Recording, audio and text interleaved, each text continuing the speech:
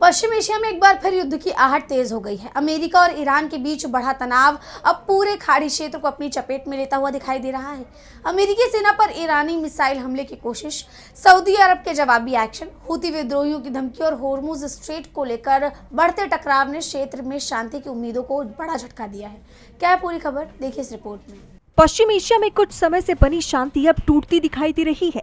America और Iran के बीच तनाव एक बार फिर खुलकर सामने आ गया है और अब इस संघर्ष में खाड़ी देशों की सक्रिय भागीदारी भी देखने को मिल रही है।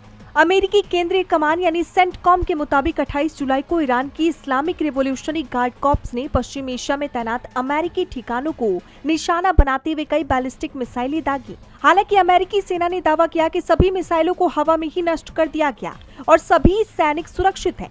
उधर अमेरिका के साथ मिलकर सऊदी अरब ने भी ईरान समर्थित ठिकानों पर कार्रवाई की है। सऊदी अरब ने लगातार दूसरे दिन इराक की दिशा से आए कई ड्रोन हमलों को नाकाम करने का दावा किया। इन ड्रोन का निशाना पूर्वी सऊदी अरब के अहम तेल ठिकाने बताए जा रहे हैं। इसी बीच यमन के हूती विद्रोहियों ने लाल सागर में सऊदी अरब के तेल टैंकर एनसीसी गजल पर मिसाइल दागने का दावा किया, जिसके बाद जहाज को अपना रास्ता बदलना पड़ा। इसी बीच तनाव का सबसे बड़ा केंद्र बना हुआ है होर्मुज स्ट्रेट।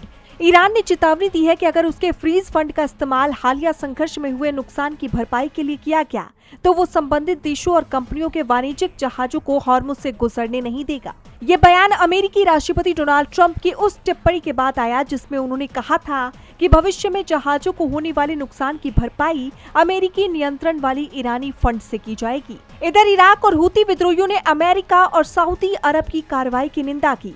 वहीं वाशिंगटन में नेतन्याहू और ट्रंप की मुलाकात के बाद ईरान को लेकर नई रणनीति की चर्चा तेज है। ऐसे में आशंका बढ़ गई है कि पश्चिम एशिया एक बार फिर बड़ी सैन्य टकराव की ओर बढ़ सकता है। डीबी लाइव की रिपोर्ट।